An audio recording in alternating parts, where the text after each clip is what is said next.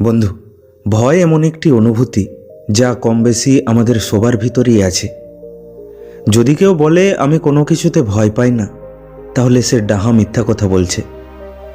আসলে ভয় আমরা সবাই পাই, শুধু আমাদের ভয় পাওয়ার কারণগুলো আলাদা আলাদা।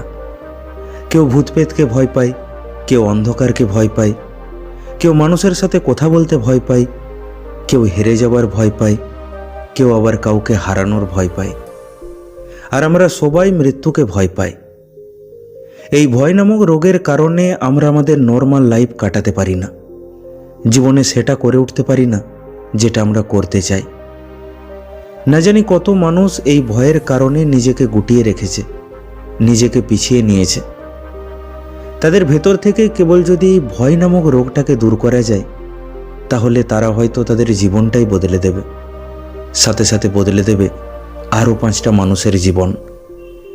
তাই আজ আমরা এই ভিডিওতে জানব আমরা ভয় কেন পাই আর কিভাবে এই ভয়কে কাটিয়ে উঠতে হয়। তাই ভিডিওটি খুবই গুরুত্বপূর্ণ হতে চলেছে বন্ধু, অবশ্যই ভিডিওটি শেষ পর্যন্ত দেখুন। আসলে আমাদের সবার মধ্যে কিছু না কিছু প্রতিভা আছে, সবার মধ্যে মানে সবার মধ্যে। ধনী গরিব, কালো ফর্সা, শিক্ষিত অশিক্ষিত, সবার মধ্যে।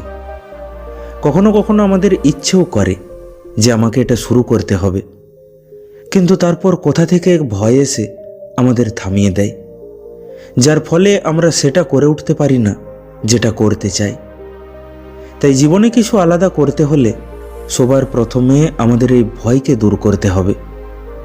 কিন্তু আসল প্রশ্ন হলো, আমরা ভয় কেন পাই? ভালো করে ভাবলে বুঝতে পারবেন, ভয় সাধারণত আমরা দুটো কারণে পেয়ে থাকি। 1, কোনো বিষয়ে স্পষ্ট জ্ঞান বা নলেজ না থাকলে। আর 2, অন্যায় করলে বা অপরাধ করলে। এছাড়া তৃতীয় কোনো কারণ নেই যার জন্য আমাদের ভয় পেতে হবে।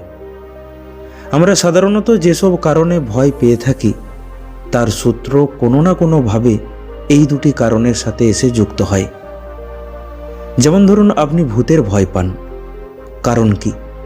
কারণ ভূত সম্বন্ধে আপনার স্পষ্ট ধারণা বা নলেজ নেই, আর যেটুকু আছে তাও আবার এমন কোনো মানুষের কাছ থেকে এসেছে যে ভূতে বিশ্বাস করে। ফলে তার সেই বিশ্বাস কিছুটা হলেও আপনার মধ্যে চলে এসেছে, কারণ সে এমন কোনো কাহিনী বা ঘটনা আপনাকে বলেছে যেগুলো সত্যিই ভয়ানক, যেগুলো হরর মুভিকেও হার মানাবে। তাহলে আপনার ভয় পাওয়াটাই স্বাভাবিক, কারণ আপনার নলেজে ভূত সম্বন্ধে ভয়ানক তথ্যই জমা রয়েছে। সেখানে আবার আপনি যদি এমন কোনো মানুষের সাথে বসেন বা কথা বলেন যিনি ভূতকে বিশ্বাস করেন না, তাহলে আবার ভূত সম্বন্ধে আপনার ধারণা বদলে যাবে। এক্ষেত্রেও যার সাথে আপনি কথা বলছেন তার বিশ্বাস কিছুটা হলেও আপনার মধ্যে চলে আসবে।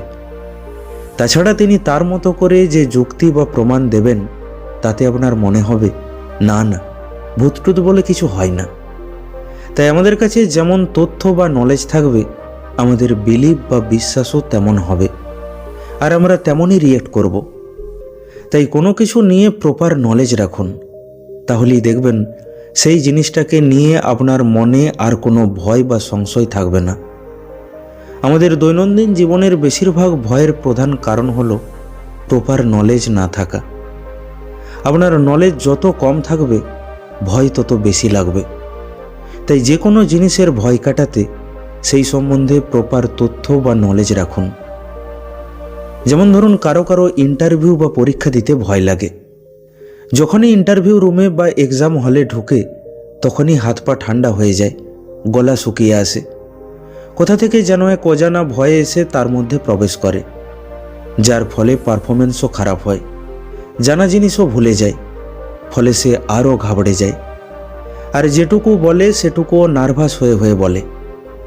আত্মবিশ্বাস বা সেলফ কনফিডেন্স তখন যেন উধাও হয়ে যায়। ভালো করে ভেবে দেখুন, কারণ সেই একটাই, সঠিক নলেজ বা তথ্য না থাকা। নিজেকে জিজ্ঞাসা করলে বুঝতে পারবেন ইন্টারভিউ সম্বন্ধে আপনার মধ্যে সেরকম কোনো নলেজ নেই, আর যেটুকু তথ্য রয়েছে সেটাও আবার নেগেটিভ। হয় সেটা সেই সব মানুষের কাছ থেকে এসেছে যারা নিজেরা ইন্টারভিউ ফেস করতে ভয় পায়, আর না হয় সেটা কোনো অতীতের নেগেটিভ ফলাফল থেকে এসেছে।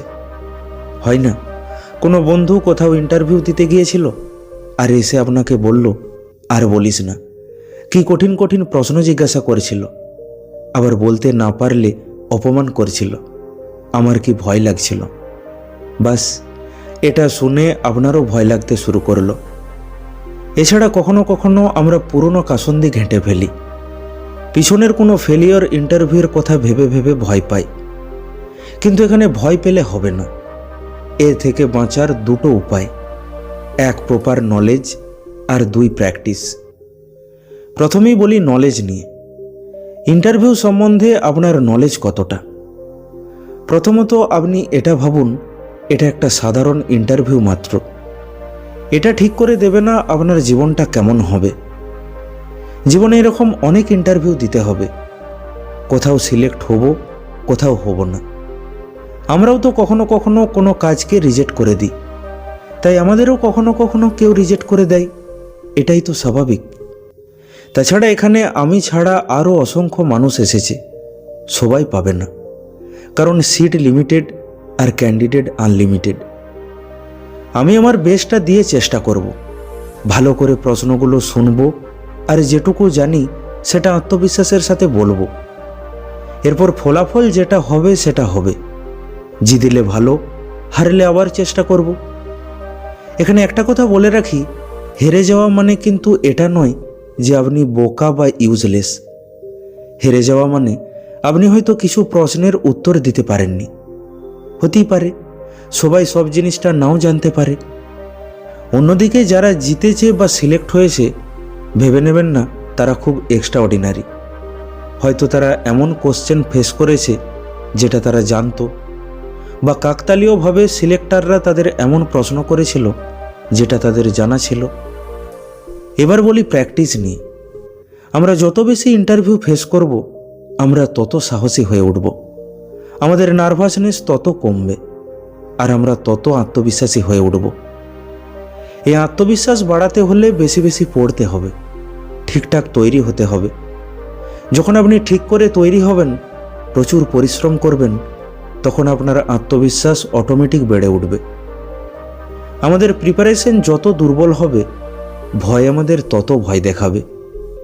আপনি মনে মনে ভাবলেন, এটা তো আমি পড়লাম না, যদি এটার থেকেই প্রশ্ন করে, আর দেখবেন সেটার থেকেই প্রশ্ন আসে। তাই পরিশ্রম করুন, কষ্ট করে পড়ুন। এবার যখন তথ্য বা নলেজ চলে এলো, তখন পরের কাজ হলো ভালো করে ডেলিভারি করা। এর জন্য প্রয়োজন হলে বাড়িতে প্র্যাকটিস করুন, কাউকে সিলেক্টর হতে বলুন আর কোশ্চেন করতে বলুন। একদম ঢোকার থেকে শুরু করে বসা এবং আত্মবিশ্বাসের সাথে উত্তর দেওয়া সবটাই প্র্যাকটিস করুন।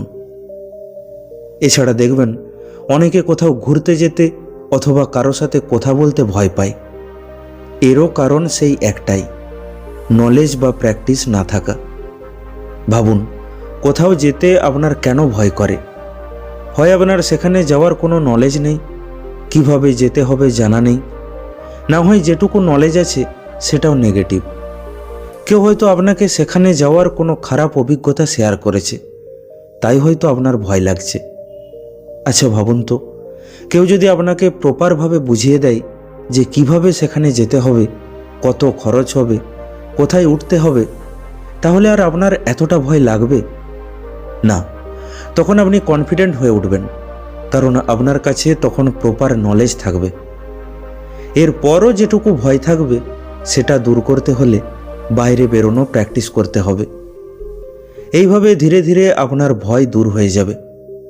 মনে রাখবেন, জীবনের বেশিরভাগ সময় ভয় আসে প্রপার নলেজ না থাকার জন্য।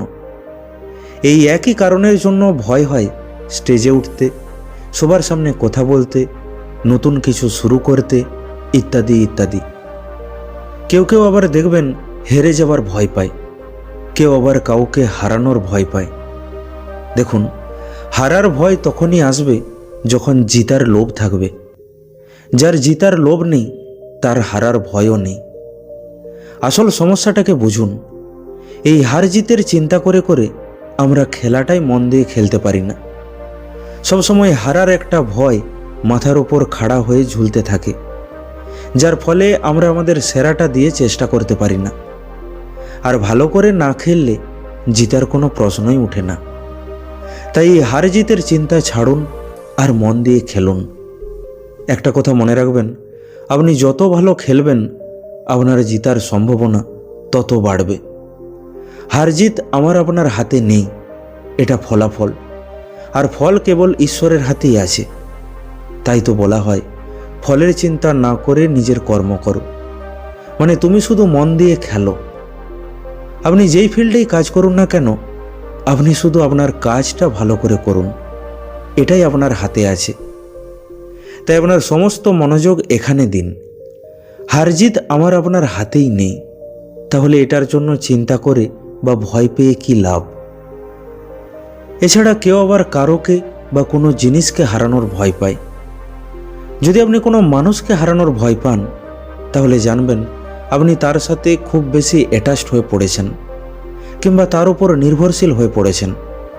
কিন্তু মনে রাখবেন, মাত্রা অতিরিক্ত অ্যাটাচমেন্ট ও ডিপেন্ড দুটোই আপনাকে দুর্বল করে তুলবে, আর দুর্বলতা থেকেই ভয়ের সৃষ্টি হবে। সে একটা আলাদা মানুষ, সে যখন তখন বদলে যাবে, জীবনের পথে সে আলাদা হয়ে যাবে।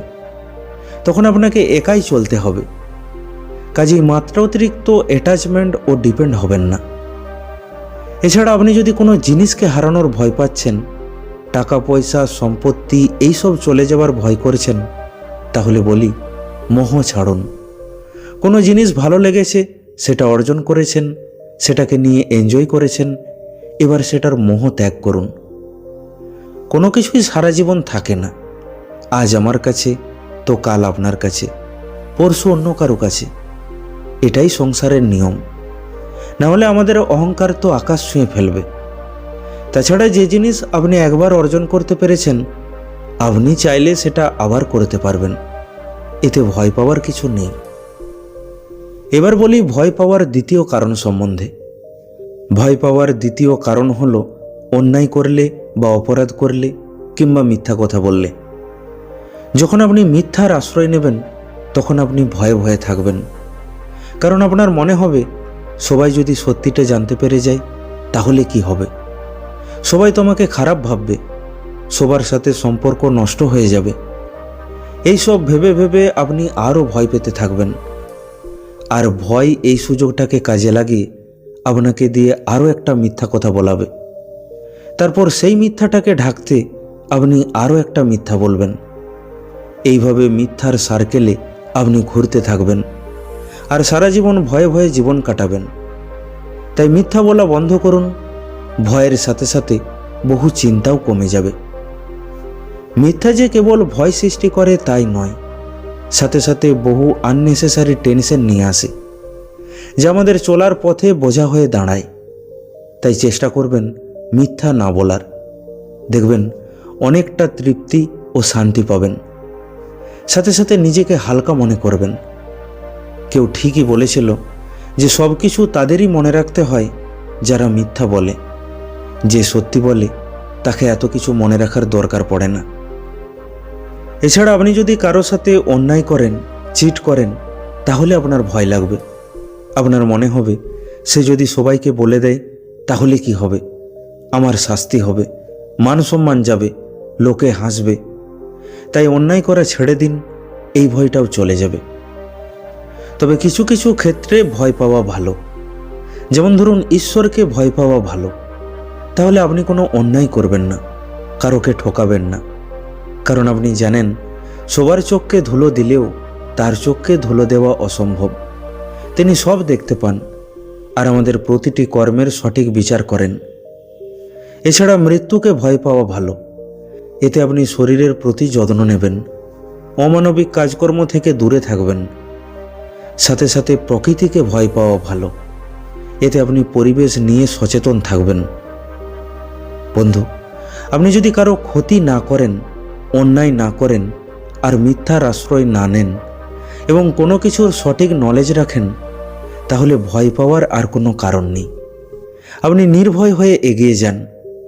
এক কথায় বললে, ভয়কে দূর করার একটাই উপায়, ভয়ের মুখোমুখি হন। ভয়ের থেকে পালাতে চাইলে ভয় আপনাকে আরও ভয় দেখাবে।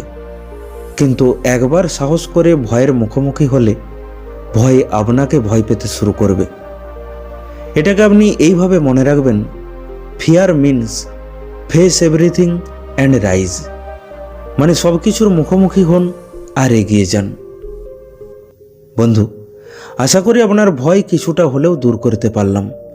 ভিডিওটি কেমন লাগলো কমেন্ট করে অবশ্যই জানান। ভালো লাগলে লাইক করে দিন আর আপনজনের সাথে শেয়ার করে নিন।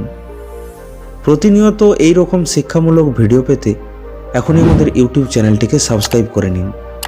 খুব তাড়াতাড়ি ফিরে আসব অন্য একটি শিক্ষামূলক ভিডিও নিয়ে। ভালো থাকবেন। ধন্যবাদ।